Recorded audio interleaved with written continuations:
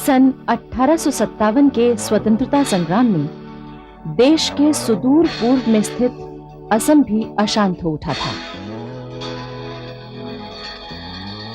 असम में कंपनी सरकार के शासन का विरोध करने वाला मुख्य व्यक्ति था राजा पुरंदर सिंह का दीवान मनीराम दत्त। सन 1853 में जब कलकत्ता की सदर अदालत के जज मिस्टर ए.जे. मुफात मिल्स असम की राज्य व्यवस्था का मुआयना करने आए तो मनीराम ने उन्हें एक परिपत्र दिया जिसमें ब्रिटिश शासन की बुराइयों की चर्चा थी और राजा कंद परेश्वर सिंह को गद्दी पर बिठाने की मांग थी। कलकत्ता में कंपनी सरकार के अफसर असम में सुलगती विद्रोह की आग के प्रति सचेत हो गए। उन्होंने मनीराम की अपील रद्द कर दी। फिर भी मनीराम अपनी तरफ से कोशिश करने के लिए कलकत्ता पहुंचे। चितपुर रोड स्थित प्रमथनाथ देव उर्फ लाठ बाबू के घर गुप्त मंत्रणाएं हुई। मनीराम ने देश की आजादी के लिए बलिदान और एकता का रास्ता चुना। असम में सशस्त्र विद्रोह की तैयारी के लिए मनीराम दीवान ने राजा कंद परेश्वर सिंह और उनके अन्य दरबारियों को पत्र लिखे। विद्रोह की पूरी योजना बनाकर मनीराम दीवान ने असम के कुछ प्रमुख लोगों जैसे कमलाबाड़ी के गोसाई, मधुराम कोच, पियाली बरुआ, मायाराम बरबोरा, चित्रसेन बरबोरा आदि को लिख भेजी। उस समय कलकत्ता से असम पहुंचने का रास्ता बहुत कठिन था। गुप्त पत्र पैदल संदेशवाहकों ने पहुंचाए। असम में इस सारे गुप्त पत्र व्यवहार और क्रांति योजना का केंद्र बने 25 वर्षीय सुडौल शरीर और आकर्षक व्यक्तित्व वाले पियाली बरुआ। उधर राजा कंद परेश्वर सिंह के महल में भी विद्रोह की तैयारियां शुरू हो गई थीं। सभी बड़े सामंत और राजा के वफादार सिपाही गुप्त मंत्रणाओं में भाग लेने लगे। लेकिन इस बात का अंग्रेजों को पता चल गया। 9 सितंबर 1857 को कैप्टन लाउथर के आदेश पर राजा कंद परेश्वर सिंह का महल घेर लिया गया। महल की छानबीन की गई और मूल्यवान वस्तुएं तथा धन माल जब्त कर लिया गया। राजा को कैद करके अलीपुर जेल भेज दिया गया। उधर कलकत्ता में मनीराम दीवान को भी कैद कर लिया गया और उन्हें भी अलीपुर जेल में लाकर रखा गया। इसके बाद राजा कंद परेश्वर सिंह के दाहिने हाथ और क्रांति योजना के प्रमुख पियाली बरुआ को भी गिरफ्तार कर लिया गया। अनेक निर्दोष लोगों को भी गिरफ्तार करके दारोगा हरनाथ की पुलिस अदालत में पेश किया गया। दारोगा उन्हें मनीराम और पियाली बरुआ के खिलाफ बोलने के लिए मजबूर करने लगा। अंग्रेजों के पिट्ठू दारोगा ने मनमाने ढंग से फैसले किए। जिसने उसे खुश कर दिया वो बच गया और जिससे वो नाराज हो गया उसे जेल में सड़ना पड़ा। कर्नल होलराइट की अदालत में पियाली बरुआ को विद्रोही घोषित किया गया और फांसी की सजा सुनाई गई। फांसी की तारीख 26 फरवरी 1858 तय की गई। 23 फरवरी 1858 को मनीराम दीवान को जोरहाट लाया गया कैप्टन होलराइट की अदालत में। उनके लिए भी फांसी की तारीख 26 फरवरी तय कर दी गई। राजा कंद परेश्वर सिंह पर मुकदमा तो नहीं चलाया गया, लेकिन उन्हें राजनीतिक बंदी के रूप में गुवाहाटी में लाकर रखा गया और खर्चे के लिए पेंशन निश्चित कर दी गई। 26 फरवरी 1858 की सुबह कुंवारी पुखुरी ताल के किनारे जनता के सामने मनीराम दीवान और पियाली बरुआ को फांसी देने का इंतजाम किया गया। उस समय मनीराम शांत और प्रसन्न थे। वो अपनी पहले जैसी मस्ती के साथ चांदी मढ़ी पाइप से तंबाकू पी रहे थे। कर्नल होलराइट ने उनका अपराध तथा दी गई सजा का आदेश पढ़कर सुनाया। इसके बाद मनीराम ने उपस्थित जनसमूह को संबोधित करके कहा, मेरे देशवासियों, मेरी वजह से आपको जो कष्ट हुआ उसके लिए आज इस घड़ी में मुझे क्षमा करें। फिर वहां मौजूद सेना ने हवाई फायर किए। सारा वातावरण धुएं से भर गया। चारों ओर दुख और परेशानी से लोग चीख उठे। और इसी बीच असम के 2 स्वतंत्रता सेनानी अपना बलिदान देकर इतिहास में अमर हो गए।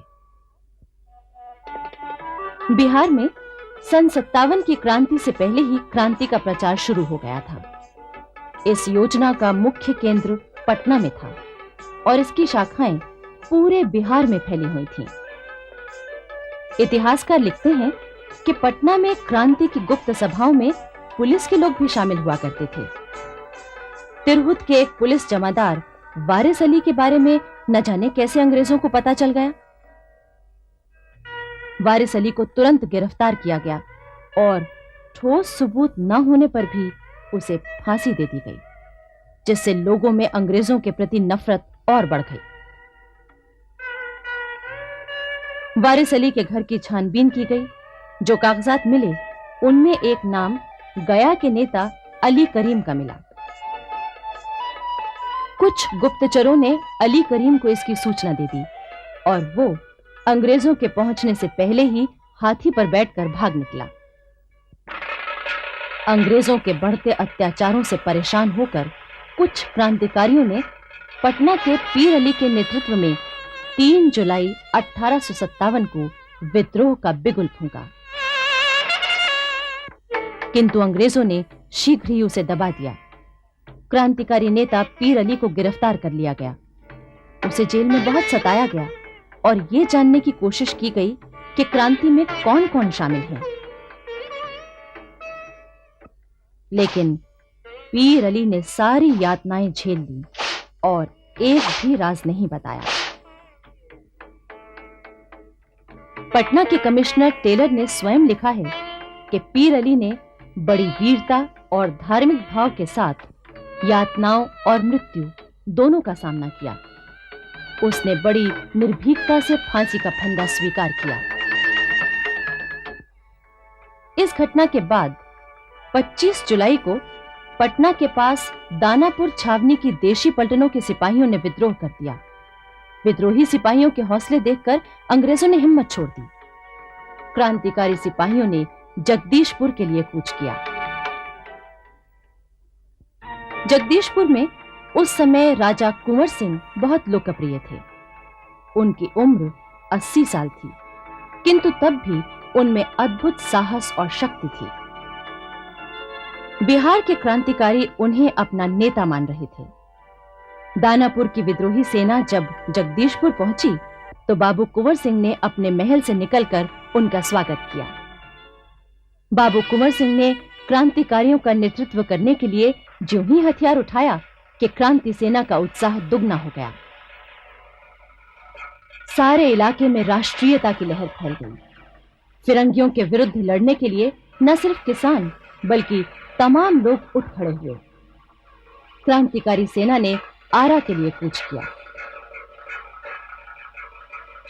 सबसे पहले आरा में अंग्रेजों के खजाने पर कब्जा कर लिया गया। जेल तोड़ दी गई, कैदियों को रिहा कर दिया गया और पूरा इलाका क्रांतिकारियों के कब्जे में आ गया।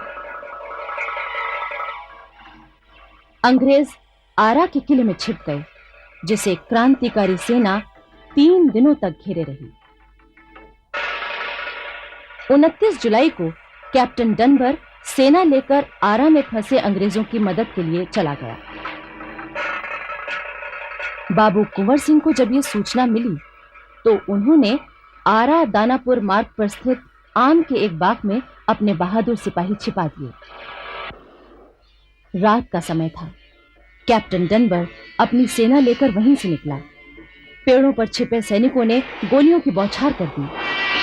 कैप्टन डनबर सहित 350 लोग मारे गए। केवल 50 लोग ही अपनी जान बचाकर भाग सके थे। फिर तो बाबू कुंवर सिंह के साथ अंग्रेजी सेनाओं की कई जगहों पर टक्कर हुई। उनके अद्भुत साहस, वीरता और संगठन शक्ति के आगे कंपनी सरकार की सेनाओं ने कई जगह घुटने टेके।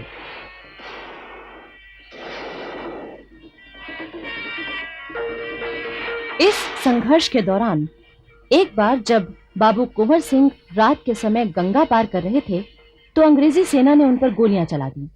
जवाब में उन्होंने भी गोलियां चलाई। अचानक एक गोली बाबू कुंवर सिंह की दाहिनी कलाई में लगी, जिससे उनका दायां हाथ बेकार हो गया। उन्हें लगा कि गोली का जहर सारे शरीर में फैल जाएगा। अगले ही क्षण बाबू कुंवर सिंह ने बाएं हाथ से तलवार निकालकर घायल दाहिने हाथ को एक ही बार में कोहनी से काटकर गंगा में फेंक दिया। आखिर कुंवर सिंह गंगा पार करके किनारे पर आ गए, जहां से कुछ ही दूरी पर उनकी राजधानी जगदीशपुर थी। अंग्रेज उनका पीछा नहीं कर सके। जगदीशपुर में भी बाबू कुंवर सिंह 2 घड़ी भी शांति से नहीं बैठ सके। खबर मिली कि अंग्रेज सेनापति ली ग्रैंड आरा से बहुत बड़ी सेना लेकर जगदीशपुर की ओर आ रहा है। उस घायल अवस्था में 80 साल के बूढ़े बाबू कुंवर सिंह अपने बाएं हाथ से इतनी बहादुरी से लड़े कि अंग्रेजों की फौज में भगदड़ मच गई। अंग्रेज इतिहासकार चार्ल्स वॉल ने उस युद्ध में मौजूद एक अंग्रेज अफसर के हवाले से अंग्रेजों की दुर्दशा का वर्णन करते हुए लिखा है, लड़ाई का मैदान छोड़कर हम जंगल में भाग गए। अफसरों की आज्ञा की किसी ने परवाह नहीं की। चारों ओर चीख पुकार के सिवाय कुछ भी सुनाई नहीं देता था। भागते हुए अंग्रेज कुछ गिरकर मर गए, बाकी को शत्रु ने मार दिया। खुद जनरल ली ग्रैंड की छाती में गोली लगी और वो मर गया। 16 हाथियों पर केवल घायल अंग्रेज लगे हुए थे। हमारे सिपाही भागते भागते इतना थक गए थे कि उनमें बंदूक उठाने की ताकत भी नहीं थी। बिहार केसरी बाबू कुंवर सिंह ने इस विजय के 3 दिन बाद ही सदा के लिए आंखें बंद कर ली। उनके हाथ का घाव उनके लिए प्राणलेवा बन गया। अपने अंतिम समय में वो स्वाधीन थे और उनके महल पर स्वाधीनता का हरा झंडा लहरा रहा था।